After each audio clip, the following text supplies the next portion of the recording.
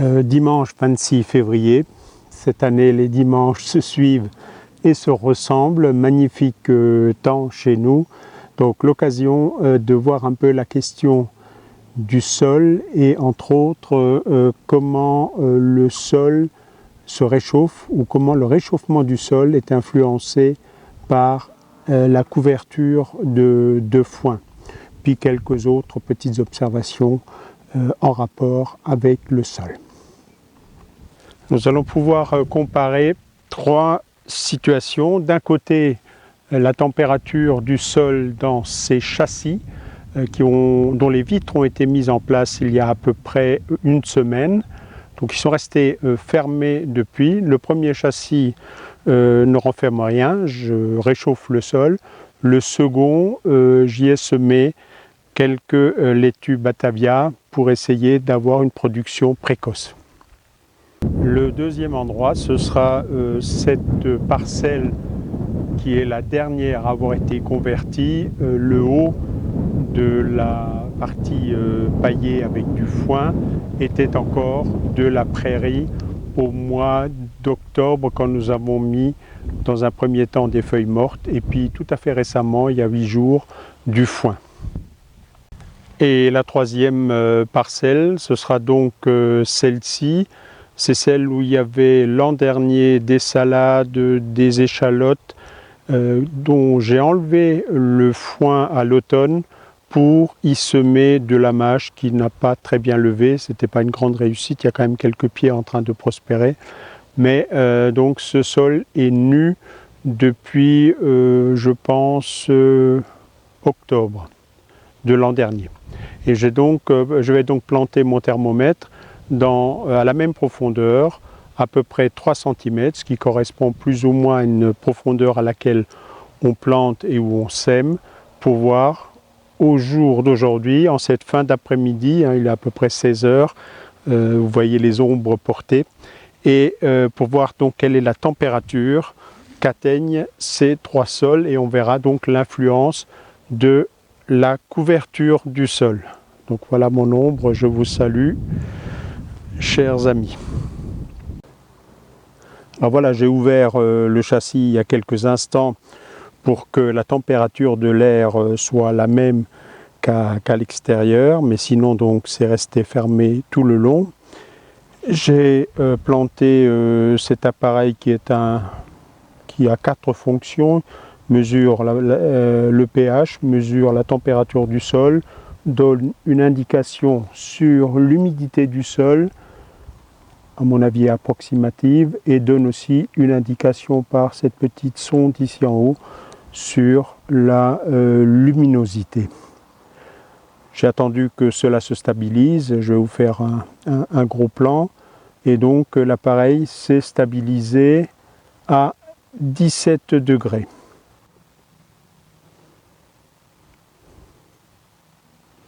Il m'indique que le sol est humide et que l'éclairage, l'ensoleillement est normal. Du coup, cette manip m'a permis de voir que les Batavia semés il y a une semaine sont en train de lever. Je vais prendre une petite vue détaillée pour vous montrer tout ça. Vous voyez par exemple ici les premières levées dans ce châssis. Voilà, nous sommes donc dans la même parcelle que celle où je vous avais un peu grugé la dernière fois, c'est-à-dire où je croyais être sur la partie de prairie. Là, je suis formel. On est sur ce qui était encore de la prairie au mois d'octobre. On a apporté dans un premier temps un mélange de feuilles mortes et de tontes de gazon. Et il y a à peu près 8 jours, donc, cette couche de foin.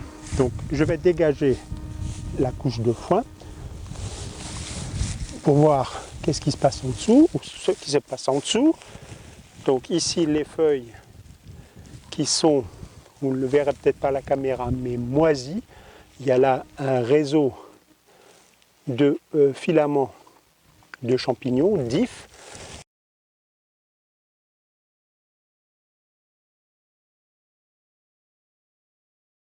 Qui est donc le signe que c'est en train d'être digéré par ces champignons. Et en fait, en dessous, la différence n'est pas si grande que ça. Je vais essayer de dégager pour être sûr que vous voyez tout ça. Donc sous cette couche, on retrouve alors une partie de l'herbe plus ou moins décomposée avec quand même certaines vivaces qui tentent leur chance et qui essayent de traverser. Le sol est encore un peu compact, mais commence déjà à s'aggrader. Si on gratte avec le couteau, on arrive déjà à trouver des agrégats relativement bien faits. Donc il suffit d'appuyer un tout petit peu et ça tombe en 1000 morceaux, ce qui est le signe des phénomènes qui se passent bien. Et on voit bien sûr les racines des graminées, donc de l'herbe, en train de se décomposer, ce qui va permettre de nourrir ce que je vais mettre en place, la culture que je vais mettre en place ici. Bon, ce n'était pas l'objet, donc ici aussi, dans les mêmes conditions, à peu près 3 cm, je vais enfoncer le thermomètre et on va attendre que ça se stabilise.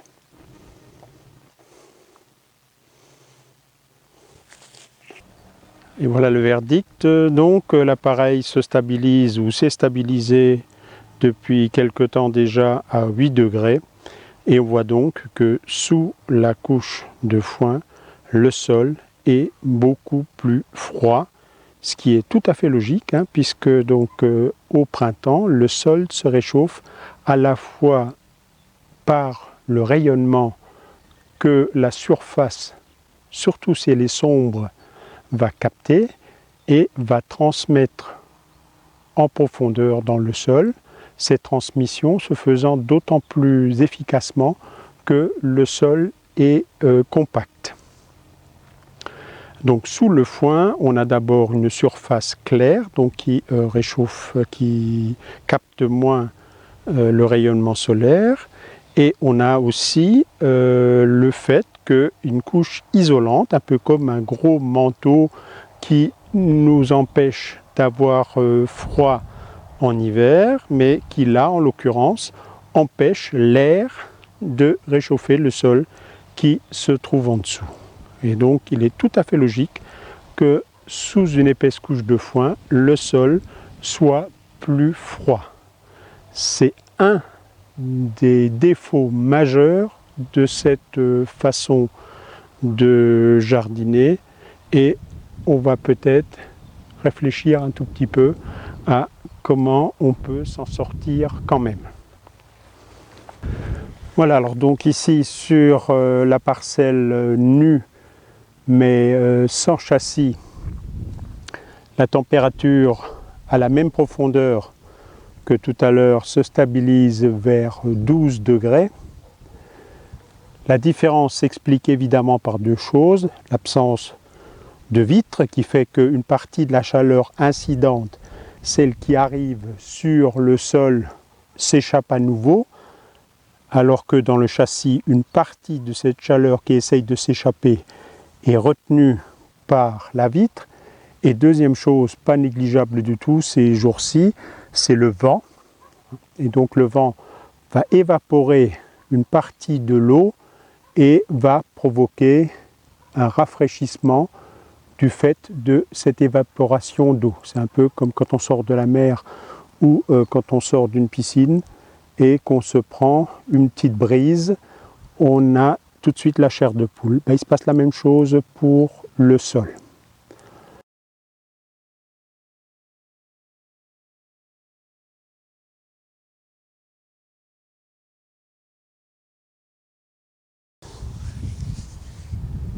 Alors voilà donc, cette lenteur au réchauffement est le principal inconvénient de la couverture permanente avec une couche épaisse de foin. Ce sera la même chose pour la paille d'ailleurs, qui a absolument les mêmes caractéristiques, à la fois d'isolation et la même couleur relativement claire par rapport à un sol sombre. Alors comment s'en sortir quand même? Là, je dirais qu'il y a deux réponses. Il y a d'abord rester zen. Ça va très bien avec la paresse.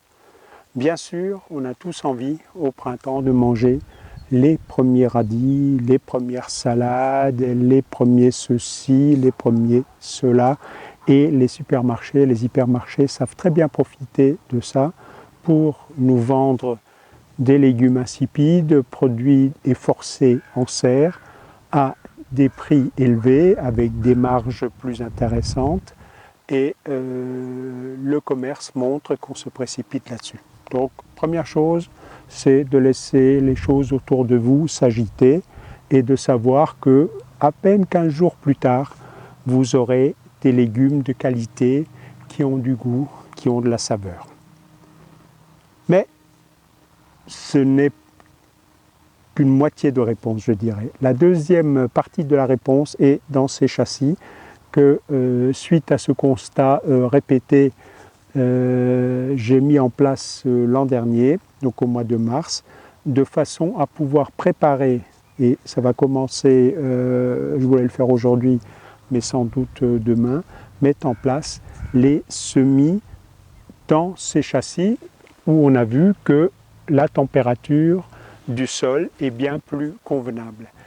Ce qui permet de faire avancer les plants, et une fois que le sol s'est réchauffé sous le foin, de les transférer en extérieur.